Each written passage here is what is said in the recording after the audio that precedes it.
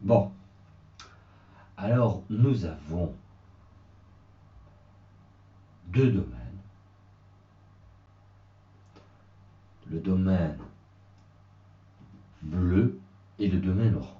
Dans le domaine orange, nous allons avoir un écoulement où on voit les effets visqueux. Et dans le domaine bleu, on ne voit pas les effets visqueux. On va leur donner un nom à ces deux domaines. Le domaine bleu sera le domaine de l'air, où nous aurons l'équation de l'air, moins dPE dx, il y a un petit moins ici, vous voyez là, il faut mettre un petit moins, dPE dx est égal à ρ VE dV dy, et un domaine pour Prandtl. Alors, le monde de l'air est caractérisé par le fait qu'on est à une grande distance. En fait, cette distance, elle peut être caractérisée par la valeur y. Y, c'est la distance entre le bord d'attaque et la zone qu'on analyse. Eh bien, on va prendre cette distance et on va la tracer perpendiculairement à la plaque. Et donc, on considère qu'on se trouve au point bleu, et le point bleu est éloigné de la plaque. Tandis que le point orange se trouve, lui, à une distance de l'ordre delta. Il est proche de la plaque. En d'autres mots, la zone orange est liée aux objets, aux êtres qui sont petits, et la zone bleue est liée aux êtres qui sont grands. En d'autres mots, la zone bleue est liée au monde des éléphants, tandis que la zone orange est liée au monde des souris. La taille caractéristique d'un éléphant, c'est grand. Et donc, quand il faut adimensionner une distance, adimensionnaliser une distance, on va prendre x et la diviser par l'éléphant. En d'autres mots, pour l'éléphant, le repère sera grand Y. Tandis que pour la souris, le repère sera sa taille, c'est-à-dire delta. On voit donc qu'on a deux mondes, un monde où les tailles sont petites et un monde où les tailles sont grandes. Et il faudra faire communiquer ces deux mondes. Alors, il faut d'abord définir comment on a obtenu les équations de Prandtl. Les équations de Prandtl, on est parti d'un écoulement incompressible à bidimensionnel, avec les équations telles qu'elles sont indiquées sur le transparent, et on a considéré que delta était tout petit par rapport à y. Dans notre géométrie, on a une longueur verticale y, une longueur horizontale delta, et on a une vitesse verticale grand V. Comment choisir la vitesse horizontale caractéristique? On va faire exactement comme on avait procédé pour la théorie de la lubrification. On prend la divergence de la vitesse, on voit qu'il y a deux termes, un terme en U delta, un terme en VY, et on considère que ces deux termes doivent avoir le même ordre de grandeur. En d'autres mots, on va avoir que U sur delta, la vitesse horizontale, et delta, l'épaisseur de la couche chimique, doit être de l'ordre de grandeur de grand V sur Y. Et on en déduit que la vitesse horizontale, c'est V delta sur Y, et qu'elle est très petite. C'est logique, puisque les particules sont poussées vers la droite par le fait que la plaque, le fluide colle à la plaque. Bon, alors maintenant, comment va-t-on définir l'épaisseur de la couche chimique? Eh bien, on prend la première équation de conservation de la quantité de mouvement et on évalue l'ordre de grandeur de tous les termes.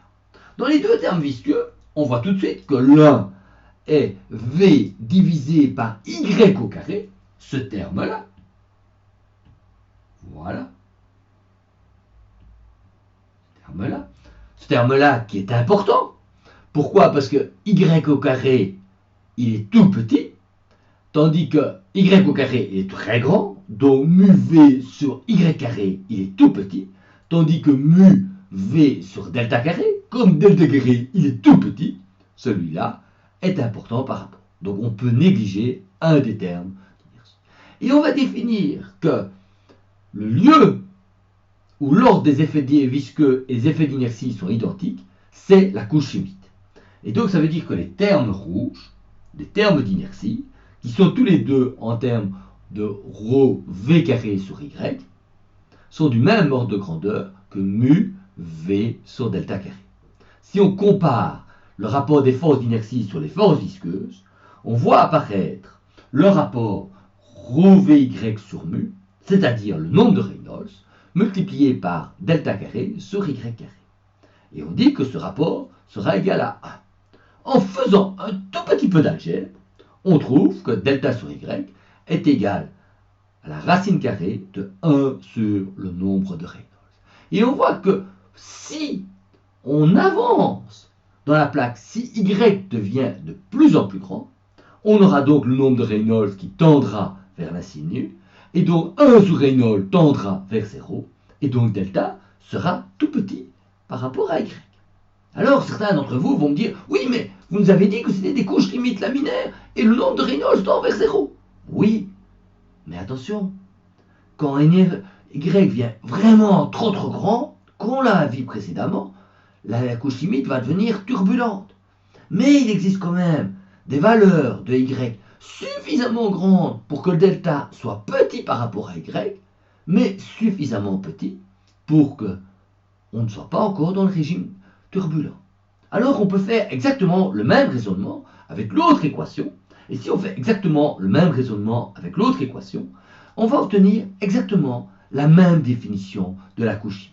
C'est logique, parce que les deux équations, la seule chose qu'on change, c'est U et la dérivée par rapport à X ou par rapport à Y de la pression. Et donc, le rapport entre les deux équations, c'est simplement le rapport entre U et V.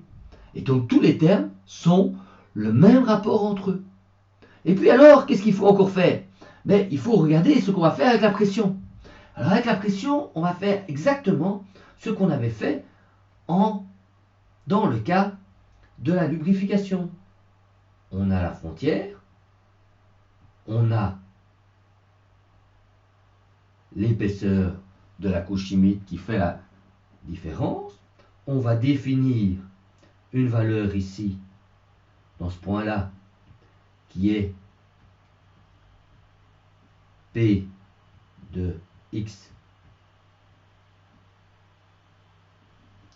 Pas tout à fait ça, Vincent, pas tout à fait ça. P de delta, oula,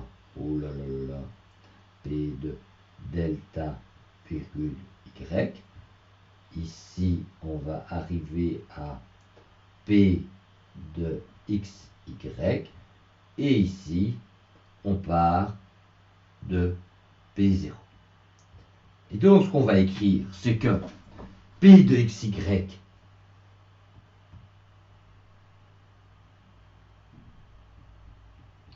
moins P0, c'est égal à P de delta de Y moins P0 plus X moins delta dP dx en X est égal à delta. Et donc on a fait un développement en série de Taylor pour obtenir P de XY. Alors maintenant, ce qu'on peut voir, on peut repérer que ce terme-là, ici, il sera en haut de delta. Ce terme-ci, il sera en l'ordre de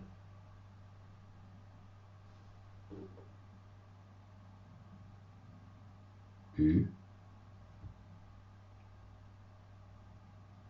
V,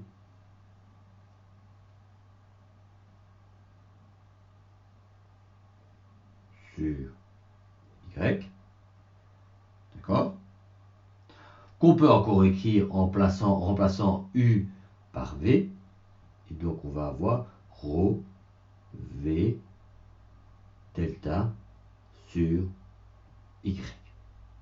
Ce terme-là, il est en l'ordre, il est proportionnel à Y, dP, dy. Celui-là, il est de l'ordre de Y. Celui-là, il est de l'ordre de V carré sur, plus exactement, de rho v carré sur y. Donc tout ce terme-ci, il est proportionnel à rho v carré. Tandis que l'autre terme, il est proportionnel à rho. Et alors on voit qu'on a delta et delta ici. Là on a un y carré. On a rho v carré sur delta carré y carré. Comme delta carré y carré il est tout petit, on peut dire sans se tromper que ce terme-ci va être négligeable par rapport au premier terme.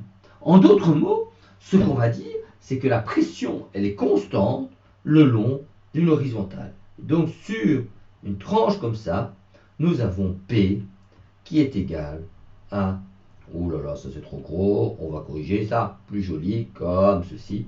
On va dire que P est égal à une constante sur cette horizontale.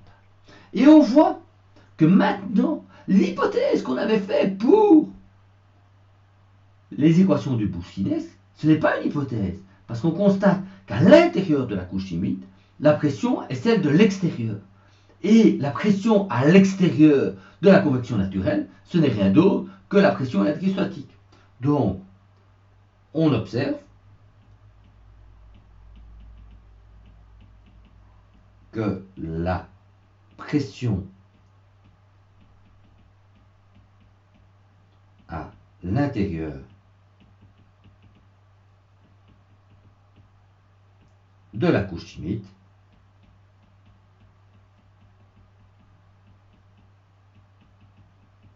est celle de l'écoulement extérieur.